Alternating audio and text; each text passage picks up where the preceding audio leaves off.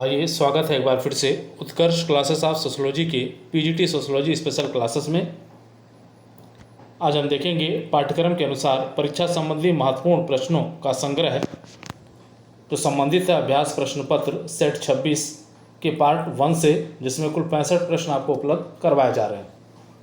उम्मीद करते हैं ये सभी प्रश्न आपकी परीक्षा के लिए उपयोगी साबित होंगे। वीडियो अगर पसंद आए तो वीडियो को लाइक करिएगा, वीडियो को शेयर करिएगा और चैनल पे यदि पहली बार विजिट किए हैं तो चैनल को सब्सक्राइब कर लें, ताकि यूपी पीजीटी यूँ समाजशास्त्र से संबंधित वीडियो आपको एक ही प्लेटफॉर्म पे उपलब्ध हो सके। तो आइए शुरुआत करते हैं Utkarsh classes of sociology by Umesh sir.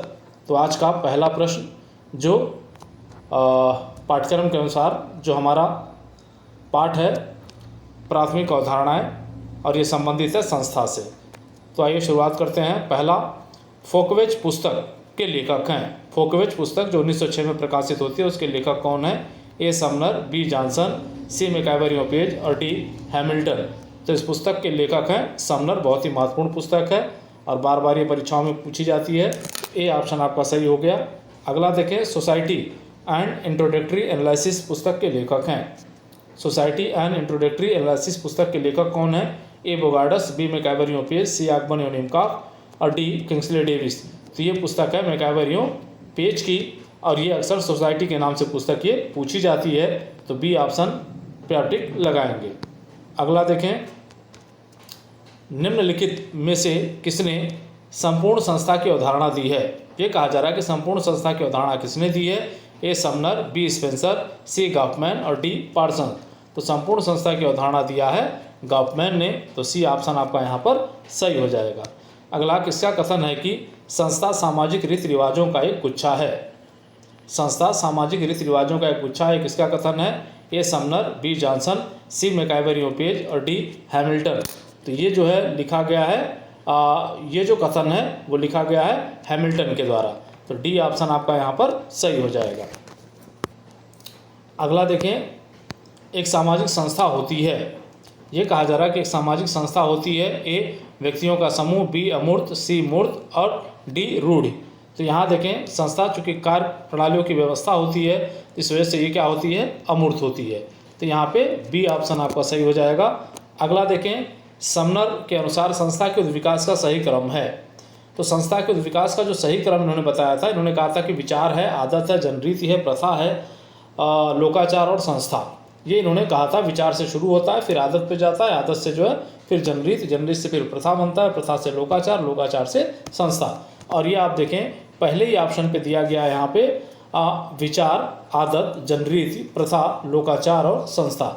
इस वजह से ए ऑप्शन आपका यहाँ पे सही हो जाएगा। बाकी जो है सही नहीं है, तो ए ऑप्शन पे आप टिक लगा लेंगे, क्योंकि आदत यहाँ पहले आ जा रही है, आदत यहाँ भी पहले, जबकि पहले विचार आना चाहिए। यहाँ विचार पहले आ रहा है लेकिन संस्था अंतिम में आना चाहिए, तो संस्था बीच में आ रही है। तो ये जो है गलत हो गया आपका सारा, ए सही हो गया। अगला देखें, 7वां प्रश्न हमारा आ गया।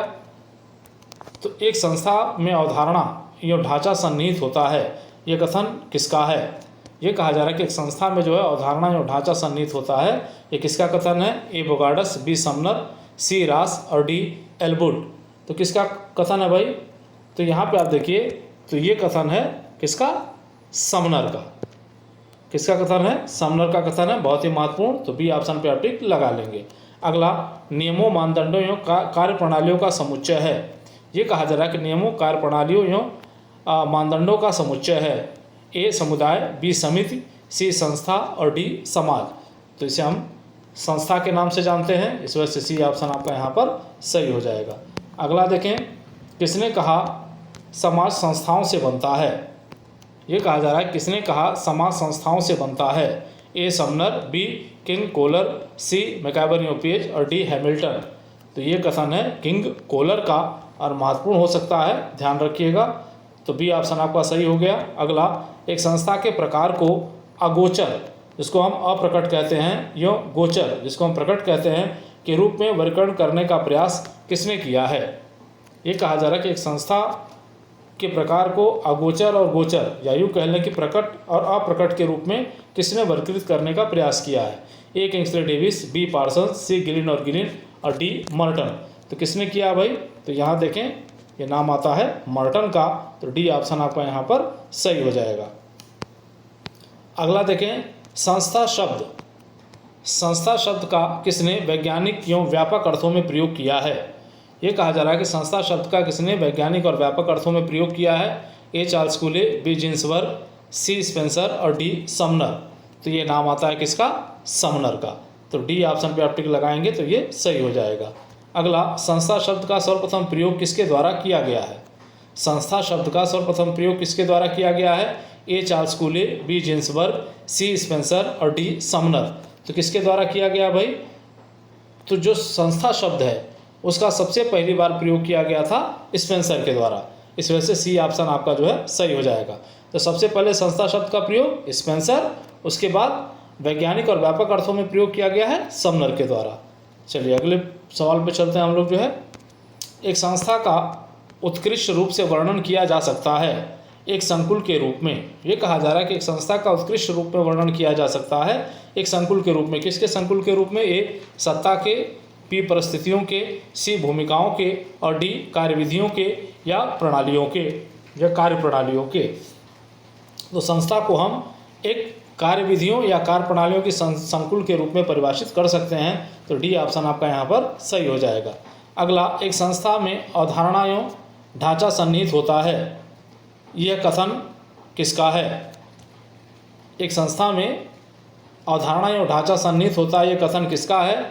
ए बोगार्डस, बी समनर, सी रास और डी एल्वुड। तो ये फिर से रिपीट हो गया क्वेश्चन, ये हो गया आपका समनर। यहाँ पे आप देखें तो बी ऑप्शन आपका यहाँ पर सही हो जाएगा। तो 14 का बी।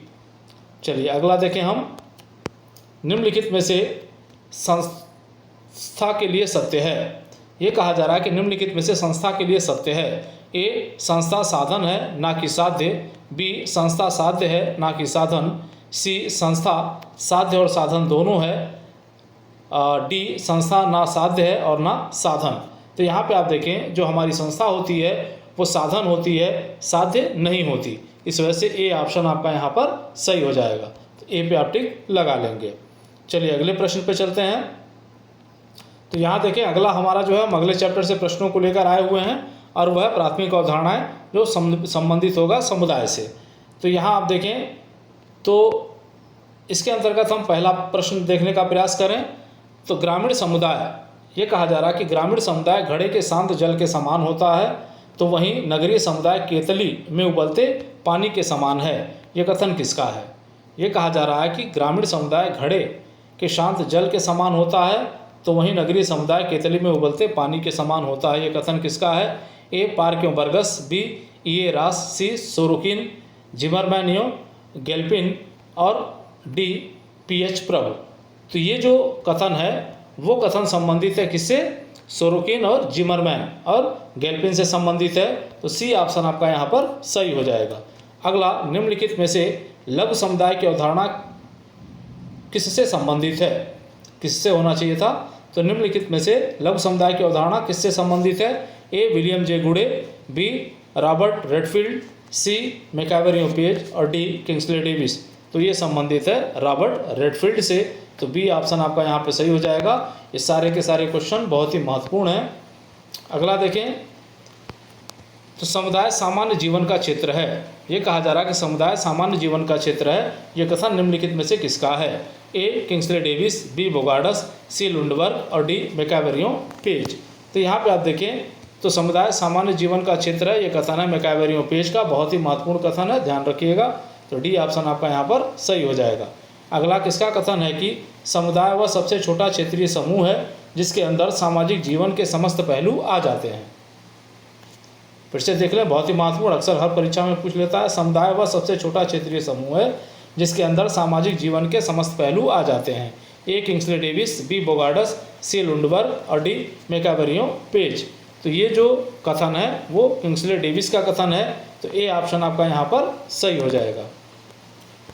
अगला, किसने कहा स्थानीय क्षेत्र एवं सामुदायिक भावना समुदाय के आधार हैं? किसने कहा स्थानीय क्षेत्र एवं सामुदायिक भावना समुदाय के आधार हैं? ए किंग्सले डेविस, बी बोगार्डस, सी लुंडबर्ग और डी मैकावेरियो पेज। तो यहाँ पे आप देखें तो ये कथन कहा गया था मैकैवरी और पेज के द्वारा। तो डी ऑप्शन आपका यहाँ पर सही हो जाएगा। अगला, समाज को गैमेनसाफ्ट और गैसेलसाफ्ट में किसने वर्गीकृत किया है? ये कहा जा रहा है कि समाज को गैमेनसाफ्ट और गैसेलसाफ्ट को में किसने वर्गीकृत किया है? ए इमाइल दुर्खिम, बी सोरोकिन, सी टानिज और डी किंग्सले डेविस। तो ये वर्गीकरण है टानिज का और बहुत ही महत्वपूर्ण है, अक्सर ये भी हर परीक्षा में पूछ लिया जाता है। अगला देखें आप, तो ये कहा जा रहा है कि नगर जगत मित्र होता है जबकि गांव राष्ट्रभक्त एवं स्वदेशाभिमानी होता है। ये कथन किसका है? फिर से सुन लें, नगर जगत मित्र होता है जबकि गांव राष्ट्रभक्त एवं स्वदेशाभिमानी होता है। ये कथन किसका है? ए रॉबर्ट एवं पार्क का, बर्गस, पार्क एवं बर्गस का, बी ई ए रास का, सी सोरोकिन, जिमरमैन एवं गैल्पिन का और डी पीएच प्रभु का। तो किसका है भाई ये? तो ये कथन है ये रास का, ये रास का कथन है। तो बी ऑप्शन पे आप टिक लगाएंगे तो ये आपका सही हो जाएगा। अगला, रॉबर्ट रेडफील्ड के अनुसार लघु समुदाय की 4 विशेषताएं हैं। तो रॉबर्ट रेडफील्ड के अनुसार लघु समुदाय की जो 4 विशेषताएं हैं, तो 4 विशेषताएं इन्होंने बता रखा था। एक कहा था इन्होंने विशिष्टता, दूसरा कहा था लघुता, तीसरा कहा था समरूपता और चौथा कहा था आत्मनिर्भरता। तो यहाँ पे आप देखें तो विशिष्टता, लघुता और समरूपता और आत्मनिर्भरता, ये जो पहले नंबर ए पे ही दिया गया है, इस वजह से ए ऑप्शन आपका यहाँ पर सही हो जाएगा। और बी में देखें तो विशिष्टता है, हम की भावना इन्होंने नहीं कहा था, विशिष्टता है, लघुता है, भिन्नता इन्होंने नहीं कहा था, दायित्व निर्वाह नहीं कहा था इन्होंने, बाकी लघुता, समरूपता और आत्मनिर्भरता कहा था। इस वजह से ए ऑप्शन आपका यहाँ पर सही हो जाएगा। अगला देखें, निम्नलिखित में से कौन सा कथन सत्य है? निम्नलिखित में से कौन सा कथन सत्य है? ए समुदाय मूर्त है जबकि समाज अमूर्त है, बी समुदाय अमूर्त है जबकि समाज मूर्त है, सी समाज और समुदाय दोनों मूर्त हैं और डी समाज और समुदाय दोनों अमूर्त हैं। तो यहाँ पे आप देखिए, तो इस प्रश्न के लिए जो उत्तर सही होगा वो ए सही होगा, समुदाय मूर्त होता है और समाज जो होता है वो अमूर्त होता है। तो यहाँ ए ऑप्शन आपका सही हो जाएगा। अगला, ग्रामीण और नगरीय समुदाय में एक वैज्ञानिक अंतर निम्नलिखित में से किस आधार पर किया जा सकता है? ग्रामीण और नगरीय समुदाय में वैज्ञानिक अंतर किस आधार पर किया जा सकता है? ए जनसंख्या घनत्व, बी क्षेत्रफल, सी लोगों के व्यवसाय के आधार पर और डी सामाजिक विजातीयता के आधार पर। अब वैज्ञानिक वर्गीकरण की बात पूछ रहा है, तो ये वैज्ञानिक वर्गीकरण किया जाता है लोगों के व्यवसाय के आधार पर। तो सी ऑप्शन आपका यहाँ पर सही हो जाएगा। चलिए अगले प्रश्न की तरफ बढ़ते हैं। तो ये हमारा 26वां प्रश्न है। तो यहाँ पे आप देखें, किसका कथन है कि गांव या नगर दोनों ही समान हैं? गांव या नगर दोनों ही समान हैं, इसमें से ना तो कोई दूसरे से अधिक प्राकृतिक है और ना ही कृत्रिम। फिर से सुन लें, गांव या नगर दोनों समान हैं, इनमें से ना तो कोई दूसरे से अधिक प्राकृतिक है और ना ही कृत्रिम। ए William J Goode, B Robert Redfield, सी मैकैवरी और पेज और डी किंग्सले डेविस। तो ये जो कथन है वो कथन है मैकैवरी और पेज का। तो सी ऑप्शन आपका यहाँ पर सही हो जाएगा। अगला, किसका कथन है कि नगरीय समुदाय मुंह में राम बगल में छुरी के समान है? किसका कथन है कि नगरीय समुदाय मुंह में राम और बगल में छुरी के समान है? ए पार्क एवं बर्गस, बी ई रास, सी सोरोकिन, जिमरमैन एवं गैल्पिन और डी पीएच प्रभु। तो यहाँ पे आप देखें तो ये कथन कहा गया था पीएच प्रभु के द्वारा कि नगरीय समुदाय मुंह में राम बगल में छुरी के समान है। तो पीएच प्रभु, तो डी ऑप्शन आपका यहाँ पर सही हो जाएगा। तो 27 का डी पे आप लगा लेंगे। सारे ही सारे क्वेश्चन बहुत ही महत्वपूर्ण हैं। अगला, सामुदायिक भावना के अंतर्गत 3 प्रमुख तथ्य हैं। सामुदायिक भावना के अंतर्गत 3 प्रमुख तथ्य हैं, निम्नलिखित में से कौन सा नहीं है? ए आत्मनिर्भरता की भावना, बी विशेष हित की भावना, सी दायित्व निर्वाह की भावना और डी हम की भावना की अभिव्यक्ति।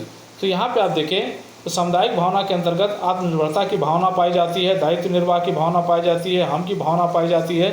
विशेष हित जो है इसमें समाहित नहीं होता, इस वजह से बी ऑप्शन आपका यहाँ पर सही हो जाएगा। अगला, लघु समुदाय पालने से लेकर शमशान तक के जीवन का संयोजन है। लघु समुदाय पालने से लेकर शमशान तक के जीवन का संयोजन है। ये कथन निम्नलिखित में से किसका है? ए William J Goode, B Fairchild, C Robert Redfield और डी किंग्सले डेविस। तो यहाँ पे आप देखिए तो ये कथन है रॉबर्ट रेडफील्ड का। तो सी ऑप्शन आपका यहाँ पर सही हो जाएगा। अगला देखें, क्या जेल एक समुदाय है? ये कहा जा रहा है क्या जेल एक समुदाय है? ए हाँ, बी हाँ भी नहीं भी, सी नहीं और डी उक्त में से कोई नहीं। तो यहाँ पे आप देखिए मैकआवर और पेज ने जेल को समुदाय माना है, इस वजह से हम हाँ पे चिन्ह लगाएंगे। तो ए ऑप्शन आपका यहाँ पर सही हो जाएगा। चलिए अगले चैप्टर की तरफ हम बढ़ते हैं, जो है प्राथमिक अवधारणाएं, जिसमें हम देखेंगे स्तरीकरण को। चलिए यहाँ स्तरीकरण व्यवस्था के अनुसार एक व्यक्ति के जीवन काल में उदग्र एवं अधोसामाजिक गतिशीलता को कहते हैं। ये कहा जा रहा है कि स्तरीकरण व्यवस्था के अनुसार एक व्यक्ति के जीवन काल में ही उदग्र एवं अधोसामाजिक गतिशीलता को कहते हैं। ए शून्य योग्य गतिशीलता, बी क्षैतिज गतिशीलता, सी अंतःपीढ़ी गतिशीलता और डी अंतरपीढ़ी गतिशीलता। तो इसको कहा जाता है अंतःपीढ़ी गतिशीलता, क्योंकि एक व्यक्ति के जीवन काल में ही परिवर्तन हो रहा है, तो अंतःपीढ़ी गतिशीलता।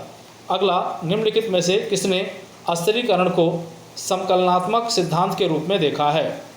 ये कहा जा रहा है कि निम्नलिखित में से किसने स्तरीकरण को समकलनात्मक सिद्धांत के रूप में देखा है? ए वेबर, बी पार्सन्स, सी किंग्सले डेविस और डी मैकआइवर।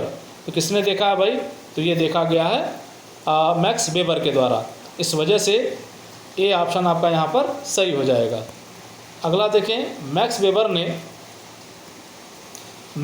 ने सामाजिक स्तरीकरण के लिए किन आधारों का उल्लेख किया है? मैक्स वेबर ने सामाजिक स्तरीकरण के लिए किन आधारों का उल्लेख किया है? ए शक्ति, बी सम्मान, सी संपत्ति और डी उपरोक्त सभी। तो यहाँ पे आप देखिए डी उपरोक्त सभी, इन सभी आधारों का उल्लेख जो है मैक्स वेबर के द्वारा किया गया है। तो डी ऑप्शन आपका यहाँ पर सही हो जाएगा। चलिए अगले प्रश्न पे हम देखें, तो सम प्रिंसिपल्स ऑफ स्ट्रैटिफिकेशन पुस्तक के लेखक हैं। ये कहा जा रहा है कि सम प्रिंसिपल्स ऑफ स्ट्रैटिफिकेशन जो 1945 में प्रकाशित हुई पुस्तक के लेखक कौन हैं? ए किंग्सले डेविस एवं मूर, बी पार्सन्स एवं मूर, सी मैकआवर एवं पेज और डी शेरिफ एंड शेरिफ। तो ये पुस्तक लिखी गई है ए किंग्सले डेविस एवं मूर के द्वारा और बहुत ही महत्वपूर्ण पुस्तक है, ध्यान रखिएगा। ए ऑप्शन आपका यहाँ पर सही हो जाएगा। चलिए अगले प्रश्न की तरफ बढ़ते हैं। जब समाज का उच्चता या निम्नता के क्रम में विभाजन करते हैं तो उसे कहते हैं, ये कहा जा रहा है कि जब हम समाज का उच्चता और निम्नता के क्रम में विभाजन करते हैं तो हम उसे क्या कहते हैं? ए जाति, बी स्तरीकरण, सी विभेदीकरण और डी वर्ग। तो उसको कहा जाता है स्तरीकरण। तो बी ऑप्शन आपका जो है यहाँ सही हो जाएगा। अगला देखें, सामंतवादी समाज के 4 ए स्टेट में से कौन सा नहीं है? ये कहा जा रहा है कि सामंतवादी समाज के 4 ए स्टेट बताए गए हैं, इनमें से कौन सा नहीं है पूछा जा रहा है। ए पादरी समूह, बी सामंत, सी व्यापारी किसान और आमजन और डी दास। तो यहाँ पे आप देखें तो इसका सही उत्तर है दास। तो दास नहीं बताया गया था, यहाँ अर्धदास बताया गया था, इस वजह से ये गलत हो जाता है। तो डी ऑप्शन यहाँ नहीं होगा। चलिए अगला देखें, निम्नलिखित में से कौन सामाजिक स्तरीकरण को प्रकार्यात्मक आवश्यकता मानते हैं? निम्नलिखित में से कौन सामाजिक स्तरीकरण को प्रकार्यात्मक आवश्यकता मानते हैं? ए मैकआवर एवं पेज, बी पार्सन्स एवं मूर, किंग्सले डेविस, सी दुर्खीम एवं वेबर और डी मार्क्स एवं ट्यूमिंग। तो यहाँ पे आप देखिए तो स्तरीकरण को प्रकार्यात्मक मानने वाले विचारकों में पार्सन्स एवं मूर तथा किंग्सले डेविस हैं, इस वजह से बी ऑप्शन आपका यहाँ पर सही हो जाएगा। अगला देखें, जाति अध्ययन में वेबर के स्तरीकरण के सिद्धांत को किसने अपनाया है? ये कहा जा रहा है कि जाति अध्ययन में वेबर के स्तरीकरण के सिद्धांत को किसने अपनाया है? बहुत ही महत्वपूर्ण प्रश्न है ये। ए श्रीनिवास ने, बी एस सी दुबे ने, सी घुरिये ने और डी आंद्रे बेतई ने। तो ये अपनाया गया है आंद्रे बेतई द्वारा। तो इस वेबर का जो त्रिस्तरीय मॉडल है वो अपनाया गया है आंद्रे बेतई के द्वारा। तो डी ऑप्शन आपका यहाँ पर सही हो जाएगा। अगला देखें आप, निम्नलिखित में से किस विचारक ने सामाजिक स्तरीकरण के 2 आधार सम्मान और प्रतिष्ठा का उल्लेख किया है? ये कहा जा रहा है कि सामाजिक स्तरीकरण के 2 आधार सम्मान और प्रतिष्ठा का उल्लेख किसने किया है? ए किंग्सले डेविस ने, बी पार्सन्स ने, सी दुर्खीम ने और डी वेबर ने। तो ये किया गया है किंग्सले डेविस के द्वारा, इस वजह से ए ऑप्शन आपका यहाँ पर सही हो जाएगा। अगला, स्तरीकरण का ख्याति सिद्धांत निम्नलिखित में से किसका है? ए कार्ल मार्क्स का, बी मैक्स वेबर का, सी वार्नर का और डी माइकल यंग का। तो यहाँ पे आप देखिए अस्थिरीकरण का ख्याति सिद्धांत जो है वो संबंधित है वार्नर से। तो सी ऑप्शन आपका यहाँ पर सही हो जाएगा। तो 40 का आप सी पे चिन्ह लगा लेंगे। अगला देखें आप, अस्थिरीकरण का अध्ययन। अस्थिरीकरण के अध्ययन का प्रतिष्ठात्मक उपागम किससे संबंधित है? गलत हो गया, यहाँ देखिएगा किससे संबंधित है कर लीजिएगा। अस्थिरीकरण के अध्ययन का प्रतिष्ठात्मक उपागम किससे संबंधित है? ए रिचर्ड सेंटर्स से, बी रॉबर्ट लिंड से, सी मैक्स वेबर से और डी वार्नर से। तो यहाँ पे आप देखिए प्रतिष्ठात्मक उपागम जो अस्थिरीकरण का है वह संबंधित है रॉबर्ट लिंड से, रॉबर्ट लिंड। तो यहाँ बी ऑप्शन आपका यहाँ पर सही हो जाएगा। अगला आप देखें, निम्नलिखित में से किसने अस्थिरीकरण के 4 प्रकारों दास प्रथा, जागीर, जाति और वर्ग में बांटा है? ये कहा जा रहा है किसने अस्थिरीकरण के 4 प्रकारों दास प्रथा, जागीर, जाति और वर्ग में बांटा है? ए बोटोमोर, बी चार्ल्स बर्गेल, सी ओल्सेन और डी पार्सन्स। तो ये जो बंटवारा किया गया है वो बंटवारा है बोटोमोर का। तो ए ऑप्शन आपका यहाँ पर सही हो जाएगा। चलिए आगे देखें, भारतीय जाति व्यवस्था। ये कहा जा रहा है कि भारतीय जाति व्यवस्था निम्नलिखित में से किस प्रकार के अस्थिरीकरण का उदाहरण है? ए बंद अस्थिरीकरण, बी खुला अस्थिरीकरण, सी ए और बी दोनों और डी उक्त में से कोई नहीं। तो यहाँ पे आप देखिए जो भारतीय जाति व्यवस्था है वो बंद अस्थिरीकरण का उदाहरण है, क्योंकि जिस जाति में व्यक्ति पैदा होता है जीवन उसी जाति का सदस्य बना रहता है, उसमें परिवर्तन नहीं कर सकता। अगला देखिए, किसके अनुसार अस्थिरीकरण विभेदीकरण का ही परिणाम है? किसके अनुसार अस्थिरीकरण विभेदीकरण का ही परिणाम है? ए पार्सन्स, बी रेमंड मूर, सी सोरोकिन और डी मेयर। तो ये जो कथन है वो कथन है मेयर का। तो डी ऑप्शन आपका यहाँ पर सही हो जाएगा। अगला देखें, तो अगला प्रश्न हमारा आता है सामाजिक अस्थिरीकरण का अर्थ है। ये कहा जा रहा है कि सामाजिक अस्थिरीकरण का अर्थ है ए सामाजिक असमानता, बी सामाजिक न्याय, सी सामाजिक अन्याय और डी उक्त में से कोई नहीं। तो यहाँ सामाजिकरण का अर्थ होता है सामाजिक असमानता। इस वजह से ए ऑप्शन आपका यहाँ पर सही हो जाएगा। अगला देखें, तो अगले चैप्टर में हम आ गए हैं वह है भौगोलिक पर्यावरण एवं मानव समाज। भौगोलिक पर्यावरण एवं मानव समाज। इसमें जो है प्रश्न आप देखें, निम्न में से किसके अनुसार सभ्यता का उत्थान एवं पतन पूर्णतः भौगोलिक कारक पर निर्भर करता है? ये कहा जा रहा है कि कौन कह रहा है कि सभ्यता का उत्थान एवं पतन पूर्णतः भौगोलिक कारकों पर निर्भर करता है? ए रेडजेल, बी हंटिंगटन, सी मैकैबर और डी लिपले। तो किसका कथन है ये? तो ये कथन है हंटिंगटन का। तो बी ऑप्शन पे आप टिक लगाएंगे तो ये सही हो जाएगा। बहुत ही महत्वपूर्ण प्रश्न है, ध्यान रखिएगा। अगला आप देखें, तो मानव प्राणियों की जीवन रचना। मानव प्राणियों की जीवन रचना समान होने के बाद भी उनके बीच पाई जाने वाली भिन्नताओं का प्रमुख कारण है। मानव प्राणियों की जीवन रचना समान होने के बाद भी उनके बीच पाई जाने वाली भिन्नताओं का प्रमुख कारण है? ए आर्थिक संसाधन, बी खान पान, सी मनोवैज्ञानिक प्रेरणाएं और डी पर्यावरण। तो ये संबंधित है पर्यावरण से। तो डी ऑप्शन आपका सही हो जाएगा। अगला, किसके अनुसार मानव के संपूर्ण पर्यावरण में से मनुष्यकृत पर्यावरण को घटा देने से जो शेष बचता है उसी को प्राकृतिक पर्यावरण कहा जाता है? ये पूछा जा रहा है किसने कहा मानव के संपूर्ण पर्यावरण से मनुष्यकृत या मानव द्वारा जो पर्यावरण निर्मित किया गया उसको घटा देने से जो शेष बचता है उसी को प्राकृतिक पर्यावरण कहा जाता है? ए सोरोकिन, बी हंटिंगटन, सी मैकआइवर और डी लिपले। तो ये कहा गया है किसके द्वारा? तो ये कहा गया है सोरोकिन के द्वारा। तो ए ऑप्शन आपका यहाँ पर सही हो जाएगा। अगला देखें, मानव व्यवहार पर। यह कहा जा रहा है कि मानव व्यवहार पर जलवायु का प्रभाव स्पष्ट करने के लिए किसने भौगोलिक निश्चयवादी फिर से पढ़ लें। मानव व्यवहार पर जलवायु का प्रभाव स्पष्ट करने के लिए किस भौगोलिक निश्चयवादी ने अपराध का थर्मिक लॉ प्रस्तुत किया है? मानव व्यवहार पर जलवायु के प्रभाव को स्पष्ट करने के लिए किस भौगोलिक निश्चयवादी ने अपराध का थर्मिक लॉ प्रस्तुत किया है? ए रेडजेल, बी क्वेटलेट, सी मैकआइवर और डी मॉन्टेस्क्यू। तो किसने प्रस्तुत किया है भाई? तो ये प्रस्तुत किया गया है क्वेटलेट के द्वारा। किसके द्वारा? क्वेटलेट के द्वारा जो है थर्मिक लॉ जो है वो प्रस्तुत किया गया है। अगला देखें, किसने समाज के भौगोलिक भाग्य निर्णायकवाद का सिद्धांत दिया है? फिर से सुन लें, किसने समाज के भौगोलिक भाग्य निर्णयवाद का सिद्धांत दिया है? ए मेलिनोवस्की ने, बी रेडजल ने, सी मैकाइवर ने और डी हंटिंगटन ने। तो ये जो भौगोलिक भाग्य निर्णायकवाद का जो सिद्धांत है वो दिया गया है हंटिंगटन से। तो डी ऑप्शन आपका यहाँ पे सही हो जाएगा, बहुत ही महत्वपूर्ण है, ध्यान रखिएगा। अगला जो है भौगोलिक पर्यावरण द्वारा प्रभावित होता है। ए शारीरिक विशेषताएं, बी व्यवसाय, सी सभ्यता एवं संस्कृति और डी उपरोक्त सभी। तो यहाँ देखिए भौगोलिक पर्यावरण से शारीरिक विशेषताएं भी प्रभावित होती हैं, व्यवसाय भी प्रभावित होता है, सभ्यता और संस्कृति भी प्रभावित होती है। इस वजह से डी ऑप्शन आपका यहाँ पर सही हो जाएगा।